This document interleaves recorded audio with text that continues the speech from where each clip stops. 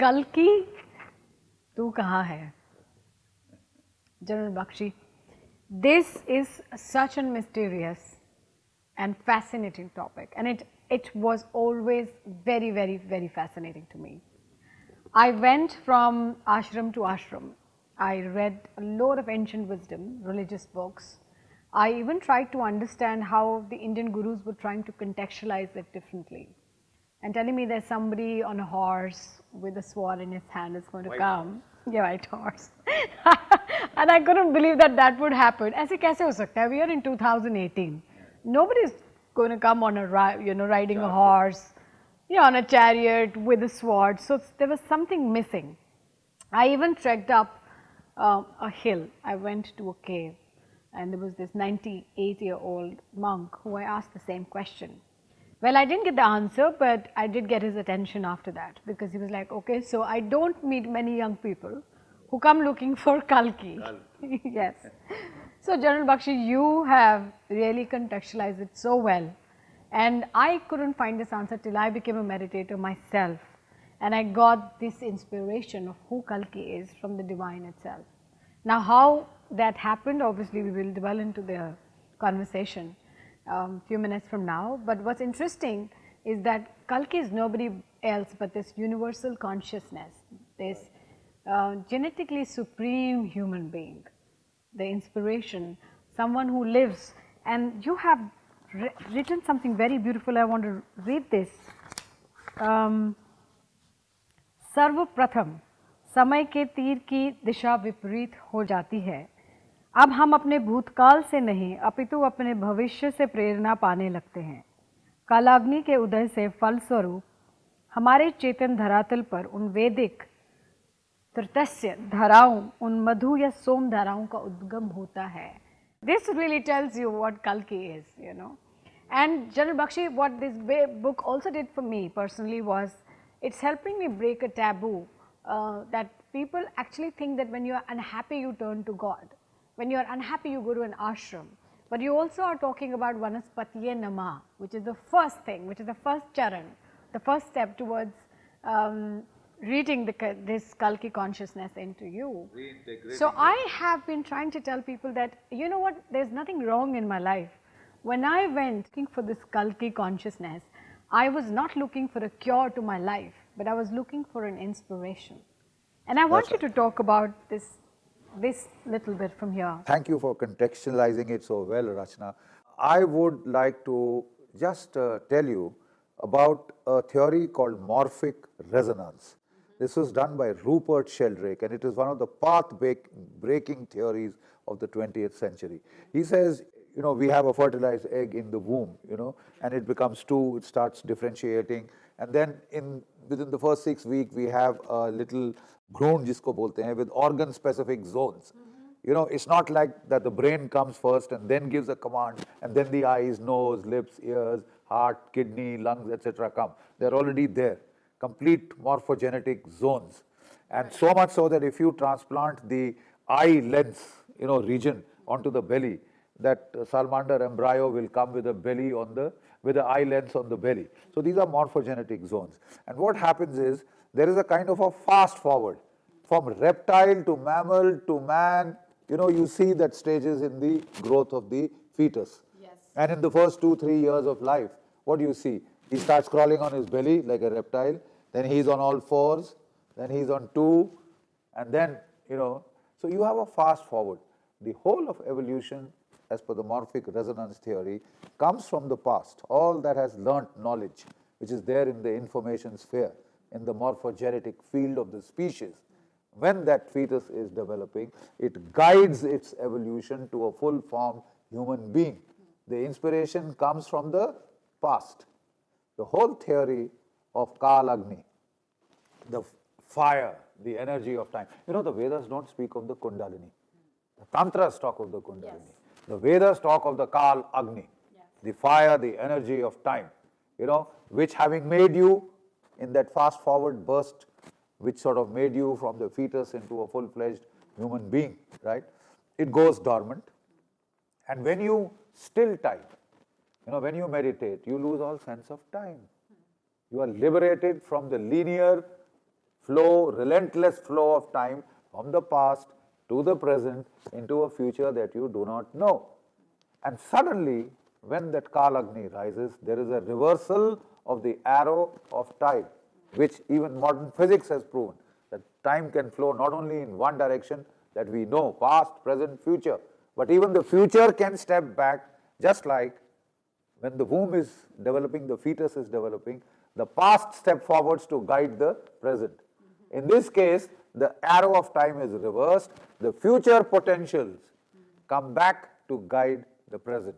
That is what Kal Agni is all about, that is what a Kal Purush is.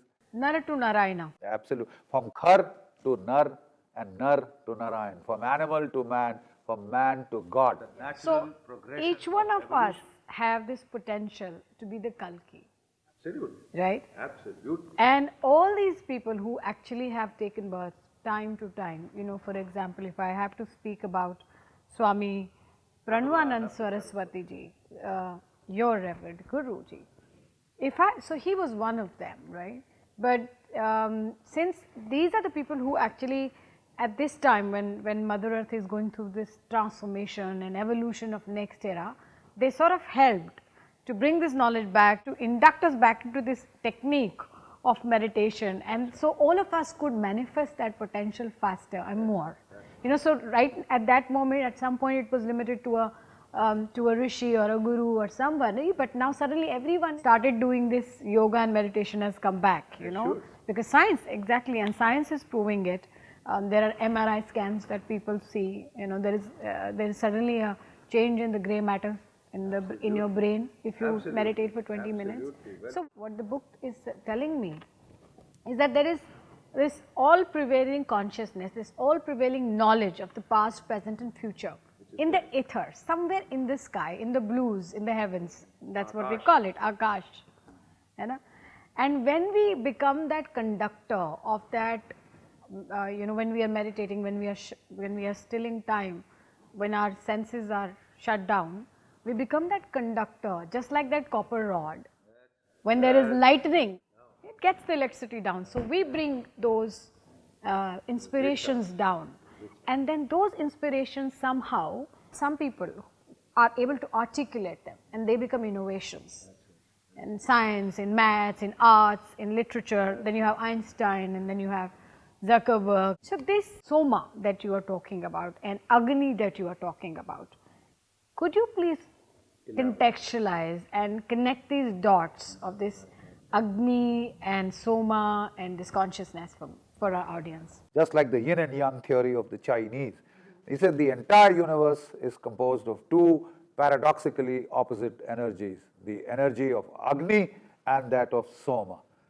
Agni, as the very name suggests, are the Agnis of expansion, explosion, radiating outwards, getting finer and finer and finer, spreading out into the universe like the cosmic Big Bang. The whole universe is supposed to have come from that one big gigantic primordial atom which exploded, and the matter is still hurtling outwards. That is Agni. Soma is gravitation, attraction, the attraction of the electron for the proton.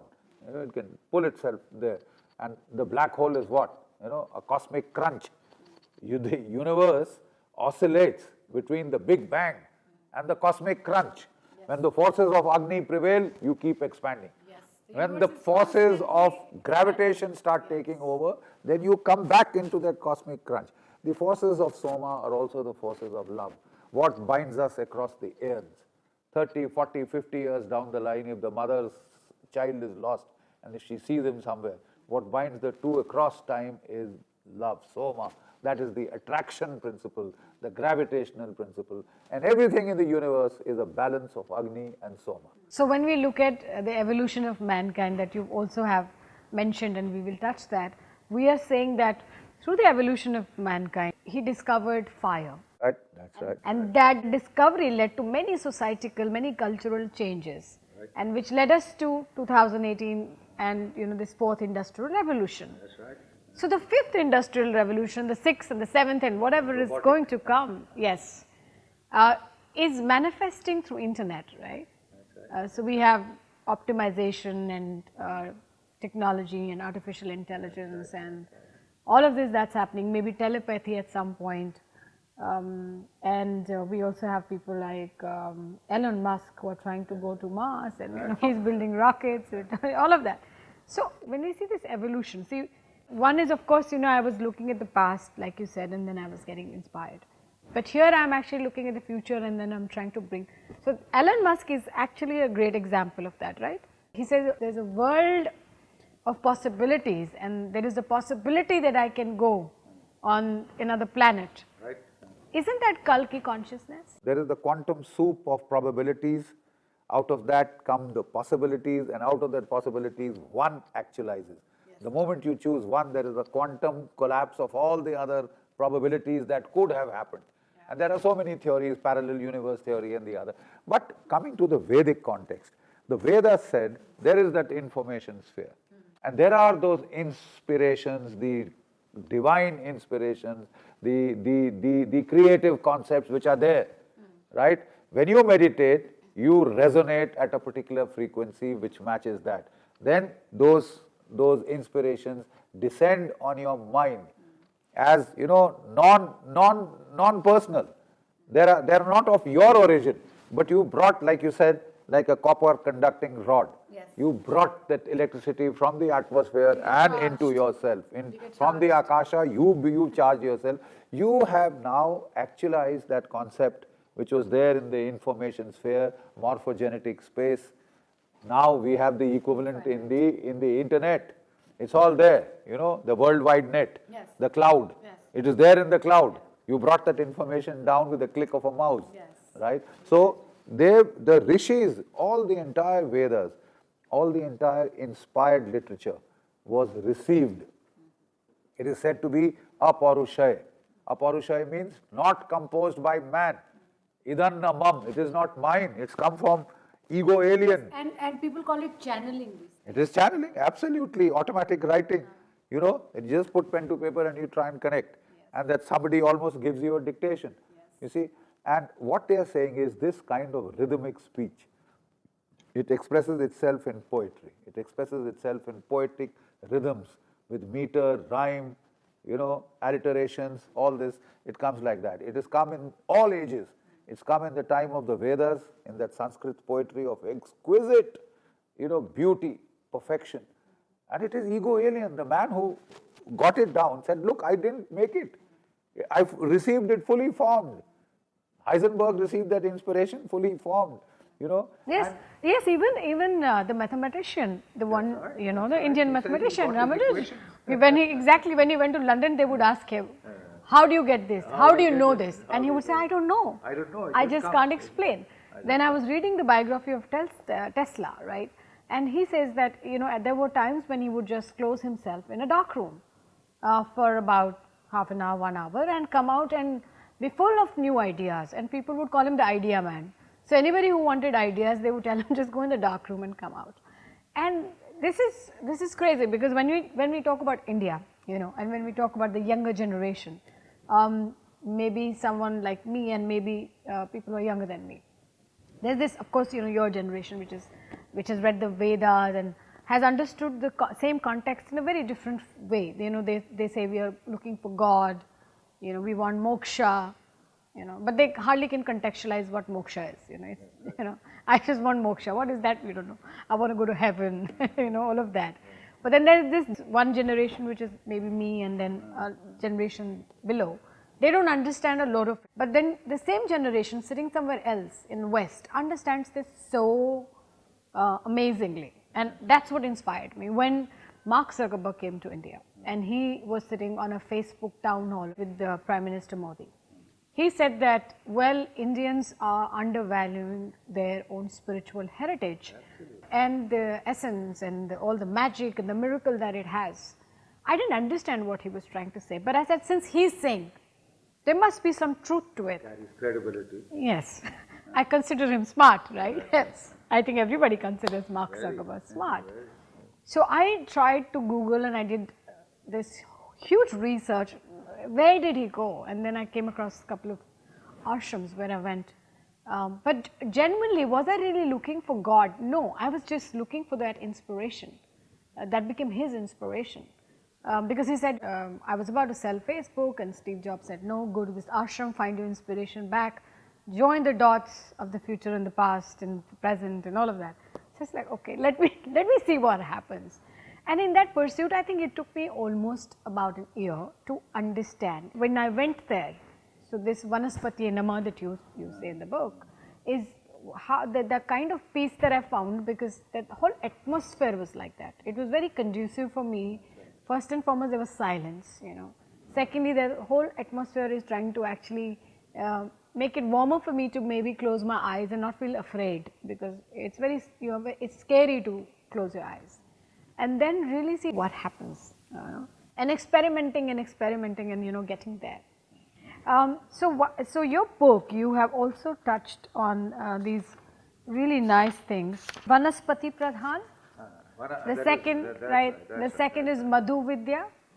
The third is Utsav Prakriya, right? And of course, Krishi Pradhan. These are 4 things that you said were taught to you by your Guruji. Guruji. Would you like to tell something about your experience with your Guruji and these 4 things, how you see them together for us, for this young country? I think his message is extremely, extremely relevant because it's so timeless. You know, the most ancient yogis were who? The shaman witch doctors. And you know what he did? Periodically, he left his village, he went into the forest to be alone. Engineer, right? To be alone. And here is this man who did it in the 20th century. He was an engineer, he was a manager with a multinational corporation, he was the sole heir of a family fortune of millions.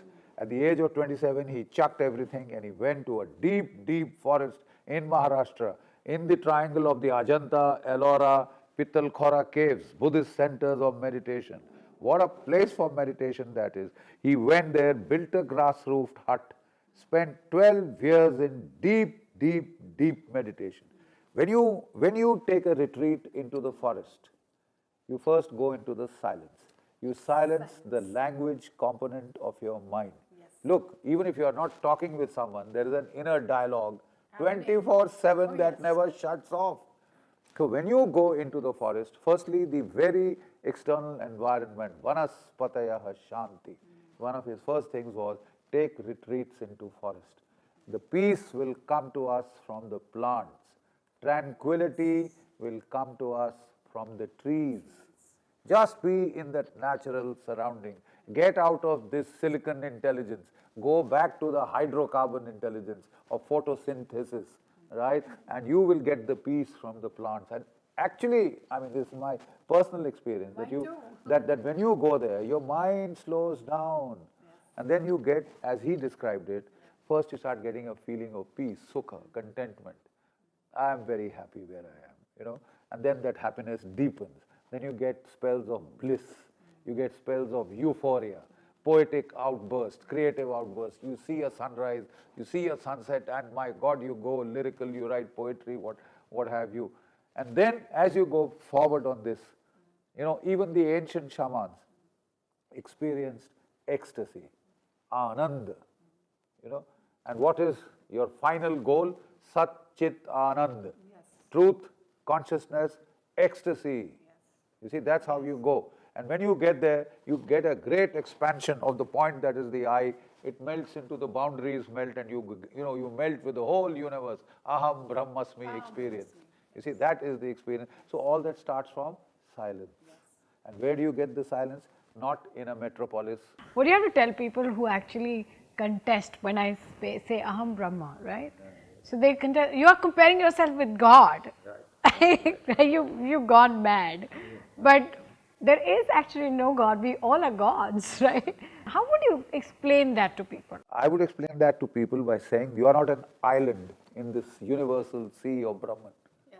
I mean, you are not exterior of Brahman. You are a part of that Brahman. Yes. And what we are saying is every individual sentient being, from an ant upwards, is part of the same consciousness of Brahman. And when I lose my identity, when I lose my insular identity, when it melts, when it slowly, the boundaries melt, and then you merge back with the sea. When a river merges into the sea, do you see the identity of Ganga or Yamuna or anywhere in that ocean? It's all merged. You see, one of the best metaphors was given by Ramakrishna Paramahansa, who is the guru of my guru's guru. So he's in that chain.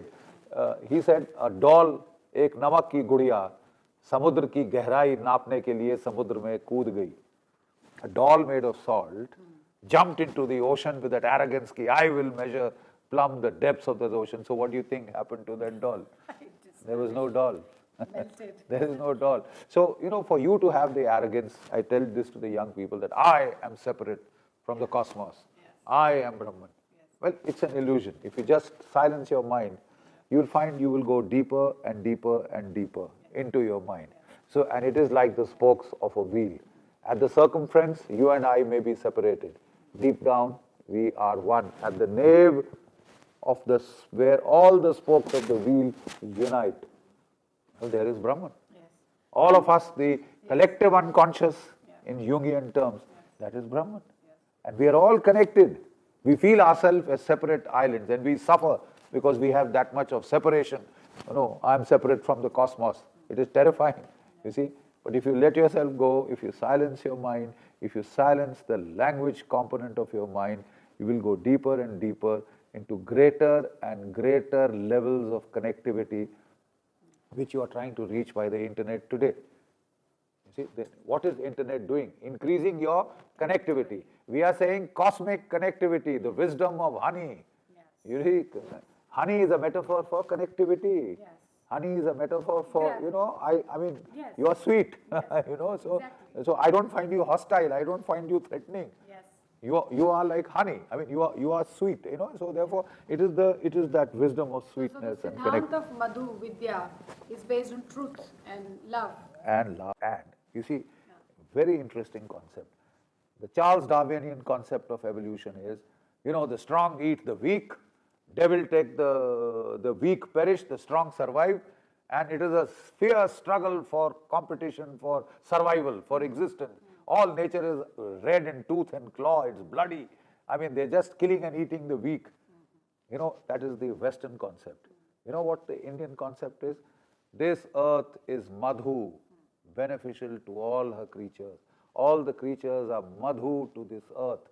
Collaboration, cooperation is a far greater metaphor in evolution than competition and killing and this thing. What you are seeing is just the scavenging mechanisms. After all, if there is a corpse, the vultures will come and eat it. They are clearing out the space, you see.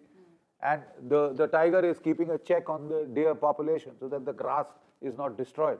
These are just checks and balances. So what I understand from you, General Bakshi, is that all this that we have discussed, whatever we've discussed so far in last 15, I think half an hour, we somehow have forgotten this profound knowledge, this connectivity, because I think we became slaves. We have been invaded. We have been invaded for centuries now. And besides being physical slaves, we also became mental slaves. And however, this knowledge was obviously still existing, and it was still existing, and it was flourishing with those who were not slaves, and they sort of took advantage of it, right? Or they were the beneficiaries of this knowledge, right. And that's how you see such a developed Europe, or you see such developed America, and all of that. And then you see this country, which actually is so ancient, but it's also a time cycle, losing all of this and saying, oh, we have, all we know is, pointing fingers at our gurus and all of that, people who actually dress up in a particular way, wear those colors, and saying things for them. But because maybe somewhere we have not been able to show a physical, material manifestation of all these innovations, of all these articulations, which maybe is happening now, started to happen now, right? I think that's a gap the younger generation can fill, because once you become a meditator, we are not asking you to go leave the world and go to a cave. Otherworldly. And yes, they just think that this is what happens. Like, oh, if I meditate, I'm going to become some saint or sadhu, and that's what. No, that was never the real message of the Vedas. That's right. The real message of the Vedas was to be able to become that conductor receive that information, articulate it, and then create something out of it, you know, and be in this world and make this world a happier place and make this world a more peaceful place and contribute in this whole theory of evolution. Because then the next evolution, whatever we need, is also going to only happen if we participate as in the human resource. Not just go to mountains just because, oh, I've found peace in mountains, so I don't have to be there forever. I can go charge my batteries, come back. Retreats. Retreats? I go for temporary retreat. You see, the Vedas are anything but world abnegating, world denying. The rishis were married people, they were householders, they lived rich and full life. What they gave a lot of emphasis was on to the brilliance of the intelligence, greater and greater and greater intelligence. What is the Gayatri? Dhimahi. You know, we meditate on that effulgent light of the, not this sun, that sun. You know, whether it's in terms of dharma, artha, kama, you know, you live life to the fullest. And this what I just contextualized, you have written in your book on page 73, saying Vedic Kalin Saraswati Sabhyata ka ant ho gaya, right? And हमारी सामूहिक चेतना में गिरावट आई. Yeah. Would you just say it in your own words also, like little bit on that Saraswati, the civilization, so people understand? Excellent. Thank you for getting me there. Look, no other country has its sense of self so utterly destroyed as ours. 800 years we were enslaved by the invaders from Central Asia, from Afghanistan, from Persia, the Mughals, the Mongols. Everybody came, destroyed your temples, burnt the libraries of Nalanda, looted, raped your women, carried them away, and that's it. But the last 200 years, we experienced psychological slavery, and those psychological shackles haven't been destroyed as yet. It's like this: after 1857, the British were shocked that all the diverse races of India came together for a spontaneous revolt. They said, we will never let it happen again. They started finding every fault line in Indian society. They sold you the idea that India was never a nation. आप तो कभी कोई मुल्क थे ही नहीं, देश थे ही नहीं. You were a forever, क्या कहते हैं, fighting, squabbling bunch of castes, creeds. And you know which is the first fault line they use? Caste. Just like today you have the Aadhaar card. In the collectorates, they had you going and recording your caste, your jati, your varna. They positioned our Vedas so badly. People think that the casting system actually comes from the Vedas. I'm sorry, it is a British contribution. But jabki Vedas say that Krishi Pradhan, Vedas say farmer is number one. And you please educate, yes, and you please educate the farmer first. So therefore, what I'm trying to say is, they destroyed the idea of India, and you know, they imposed a history on you. For example, they said the Aryans came from outside in 1500 BC, right? And the fact of the matter is that the Rig Veda talks of the Saraswati as the mother of all streams, the mother of all floods, great roaring torrent. You see, today the Saraswati has vanished, but satellite photographs have picked up the trace of the Saraswati from the Himalayas to the sea. And 6 to 8 kilometers wide, it was a mighty stream once. And you know when was that? 6,000 years ago. So when the Vedas are saying, the Saraswati, the mother of floods, Anuttama, Devitama, Adittama, the greatest of all rivers. Saraswati is the greatest of all rivers, the greatest of all mothers, Anuttama, the greatest of all Devis, Devittama, and also the goddess of learning, also the goddess of intelligence. We have worshipped knowledge, intelligence, all are through our civilizational span. Your history today goes back to 6,000 years, not the 1,500 years that, you know, Macaulay and Max Muller imposed upon you. We have found a chariot at Bagpat which has been carbon dated to 4,000 years. Amazing. 4,000 years. When the chariot is supposed to have come 3,000 years ago with the Aryans, 1,500 BC, right? So, I mean, there is so much knowledge which has occurred, which has been accumulated today. In fact, we are holding a seminar in the JNU next year, 12th, 13th February, on the Saraswati paradigm shift in Indology. We are getting satellite imagery people, experts.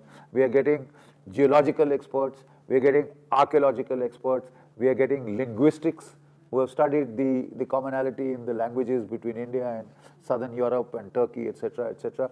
We are getting the people from the astronomical aging departments. We are getting gene mapping people, multidisciplinary approach to take a relook at Indian history. Are the paradigms enunciated for us by the British, are they right or do they need to be questioned? So what does that establish? It establishes first the age of your civilization. Antiquity goes back not to 1500 BC, it goes back to 6,000 years. Mehragarh has been carbon dated to 8,000. Rakhi Giri is 8,000 plus carbon dated. That's not, some RSS pracharak with his emotive outburst. No, it is carbon dated, it is empirical evidence. And of a first flourishing urban civilization with drains, with baths, with great cities, with those seals, etc. It's a great civilization. It has been carbon dated to 8,000 years. So now let's put all this recent knowledge together. And since 8,000 years, you Vedas have existed. A continuous cultural stream of consciousness. Consciousness has existed. And they say that when great sages meditated on the banks of our river, the Vedic sages used to sit on the banks of the Saraswati and chant their verses to the Saraswati. Yes. She was the first one who heard, and there are verses which say, "Oh mother, we sing to you these verses, oh mother of all rivers." Like since my childhood, I saw all the pujas, or any little ritual that we did. There was there was always water being sprinkled, whether at home or in temples, or for that matter, even I think at churches they use water, charged water, isn't it? And even in I think all the Sufi, all liturgies you use water. Even masjids, all the Peer Sahibs, wherever I've been, they all either give you water, that's right, to cure you. Charnamrit. So 70% of our body is water. The water gets charged with the mantras. That's right. And they cure you. And maybe that's why we go to Har Ki Pauri. That's why you go to Har Ki Pauri. That's why. To take bath. When That's why we have somebody dies in your Mahakumbh. family- So I did that, but I didn't understand that, it's charged water, it's healing me. I didn't understand that. The 6,000 years old Saraswati river has survived in the Indian oral traditions, right? The fact is that any time somebody dies in your family, you go to Haridwar for the Visarjan, Asthi Visarjan, you go to Kurukshetra for the Pinddan. Now why Kurukshetra? There is no river there. The Saraswati river once flowed on the banks of the Kurukshetra. It is in the memory of that river that you still go there. As we start talking about this subject, and especially amongst the young, my generation, we think, we are very well educated, we don't need to listen to all of this. But if they understood this science, if they understood this basic context behind the Vedas and all the ancient wisdom that we have in this country, is there a possibility to get this Saraswati back? I don't know how. Not only is there a possibility, you'd be surprised, my dear, that action is being taken by your very government. Look, beyond Jaisalmer, the Saraswati went underground. The geological department have surveyed, they have done a lot of these wells, sweet water well. There are millions of liters of sweet water below the soil in Rajasthan. So now the plan is to bring it to the surface, link the Hakra, Gaggar, rain-fed alignment with this and link it to some of your snow-fed rivers so that you have the Saraswati flowing again. That would be renewal, civilizational revival with the Saraswati come. Of course we are. And now to get back to Kalki consciousness, it is the consciousness of revival, renewal, renaissance. That is what it is. Yes, and any revival, any renaissance, anything that is to do with Nav-Nirman, goes through this darkness, fight with the destructive energy, and I think that's what we went through. If you see Star Wars, what does he say? Trust the Force, Luke, and then there is the dark side of the Force. Yes. There is the light and there is the dark side. The whole of Vedas is about the Devtas, the beings of light, fighting with the Asuras, the beings of darkness, the dark side of the Force. Obscuration, obscurantism. But if that was not there, so if we build any system that is old, anything that was built in the past which doesn't serve the the present or doesn't serve the future, obviously it has to be reinvented, you know.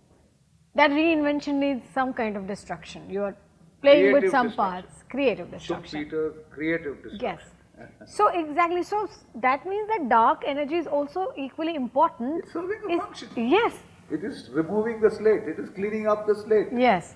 Unless But it cleans up it's the just slate, that, nothing new will yeah, come. it's just that I think some people who have this knowledge of, you know, like charging, they charge it maybe badly and use it for wrongdoings, and that's why it becomes so, we are so scared, and that reminds me of Harry Potter, you know, that reminds me of her saying that people were like, why are you writing about the ghosts and, you know, all these, you know, all of this, and she said, you know, well, there is a dark energy that exists, right, and it's just that because it has been misused so much, that we are very scared of even like taking its name or telling our children about it, but they need to be educated that these are both energies which are very important for our existence on this universe. Absolutely.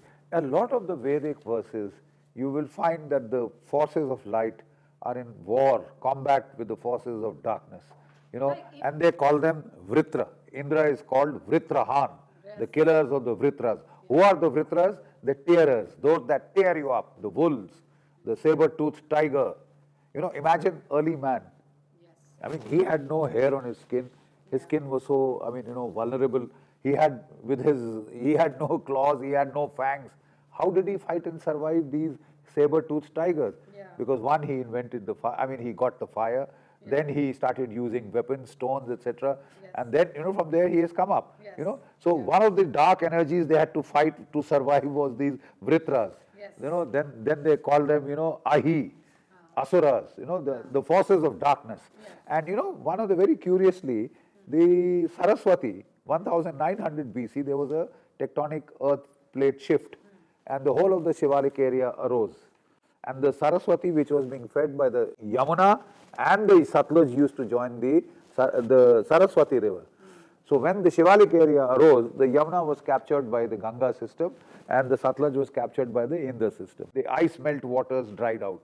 And with that, within 100 years, the river Saraswati died out. You know, there are verses in the Vedas which say, Ahi has, you know, frozen the stream of the Saraswati. He has made it dry up. He has blocked the flow of the waters.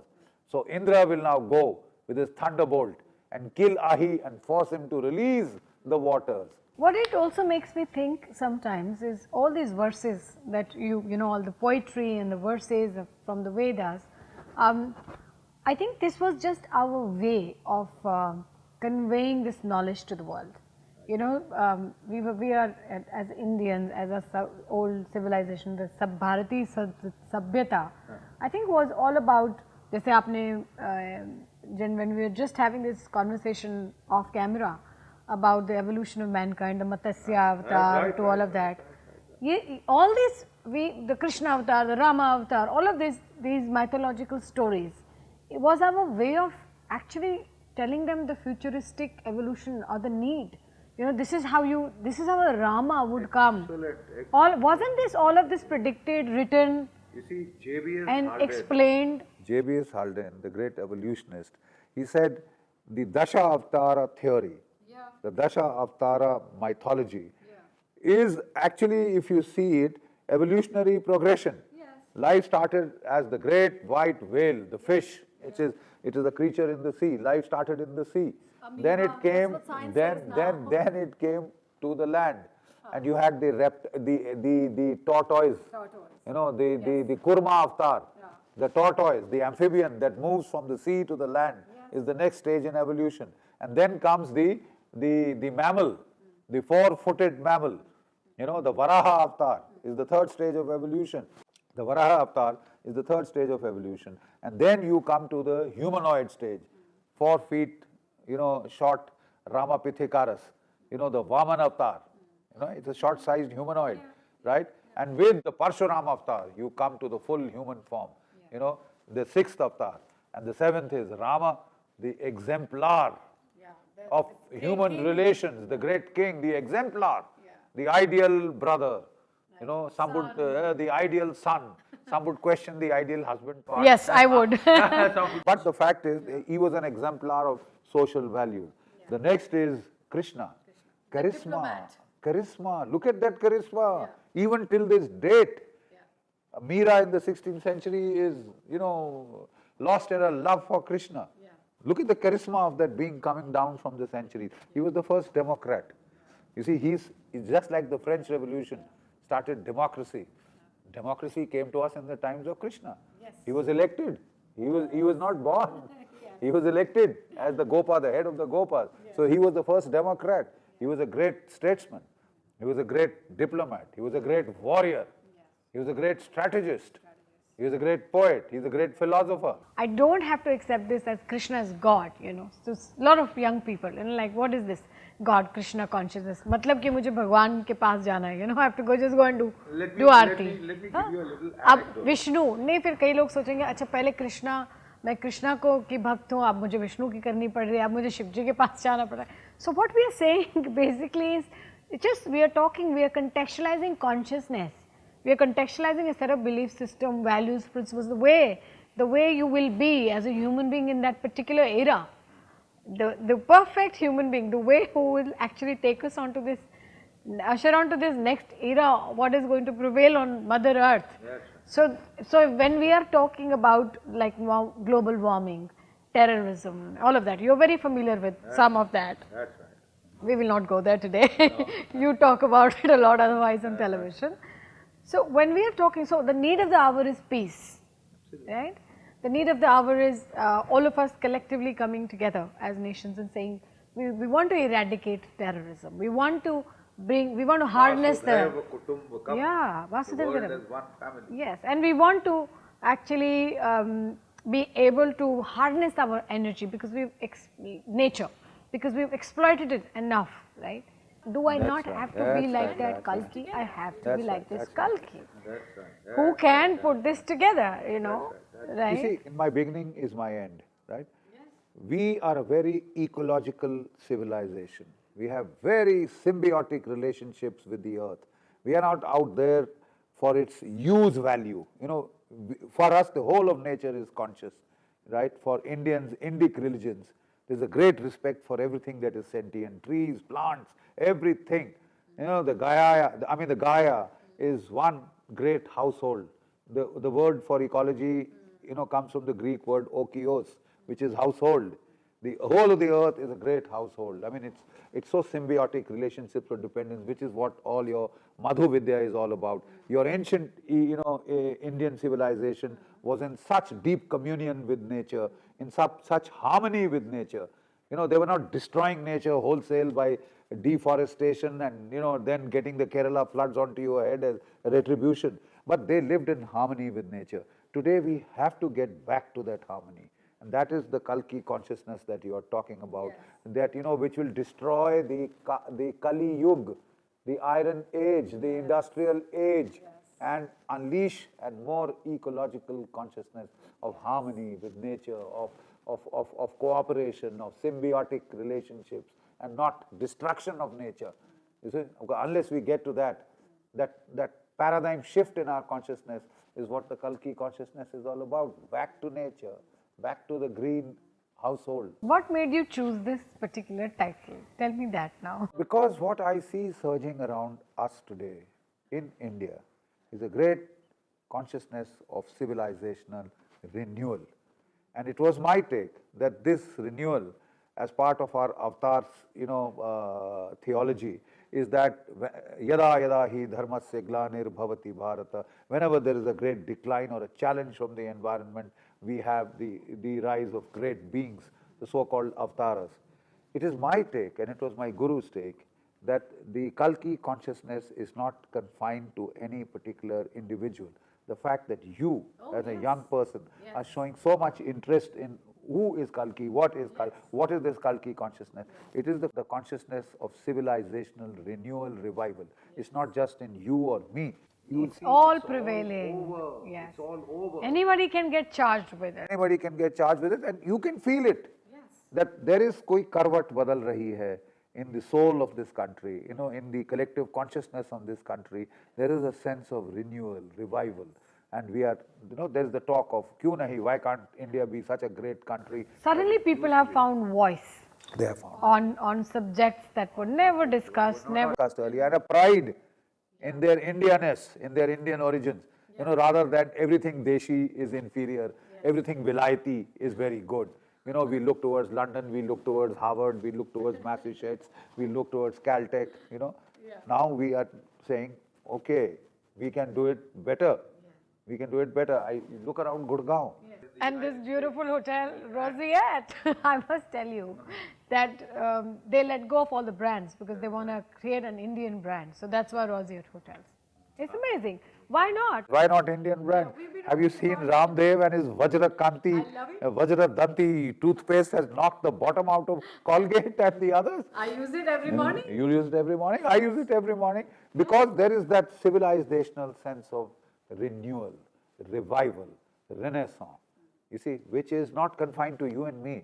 It's all over. just not Go to your villages, go to your towns, small town India. There is that reawakening. Yes, we are. You know, we are a great civilization. Where do you see India 10 years from now, GD? This is from what my guru said. He said it's like a sine curve. You know, a sine wave goes like this, it goes to a maxima, comes to a minima. And any wave that comes to a minima has no option but to go back to a maxima. Yes. There is no place but up and up and up. And that's what I'm saying. India today is one of the most youthful countries. 50% of our population is below the age of 25. Yes. And it is this segment of youth, Yes. you know, brimming with energy, which is charged with that feeling of renewal, revival, rejuvenation, renaissance. That is Kalki. So I think whoever watches this episode, especially the young people, if you don't get the conversation that we had, because it's very heavy duty, you might have to read a lot, but at least you've got the essence of it, that you are the conductor which can get charged with the energy of consciousness, which is all prevailing information available in the ether for everyone. You can articulate and you will be able to then invent and innovate and create. Yes, yes. All the new systems, all the new things, all the new manifestations, material or otherwise, which are going to be usable now for next 10 years, 20 years in this country. More and much more. You see, what I'd just like to say is, creativity is the greatest resource. So far, our educational system just stress rote learning. You know, we are good mental laborers in this software industry. They use us as mental labor. You know, we do the routine work. But we have to now get, because what our civilization prized was creativity, innovativeness, great intelligence. Your greatest resource is Dhimahi, Dhiyo yo na prachodayat. I mean, that brilliant intelligence. So the first thing they need to do is turn towards the forest. Forest for recharging their batteries, for silencing their language components of their minds occasionally, coming back recharged to take on the battles of life and win. We don't want losers around here. We don't want people who flee from life and get to an ashram to hide in some corner. We want people to go there to recharge their batteries, to get their inspirations, and then to actualize them in the world outside. But you do need periodic retreats. Yes, you do.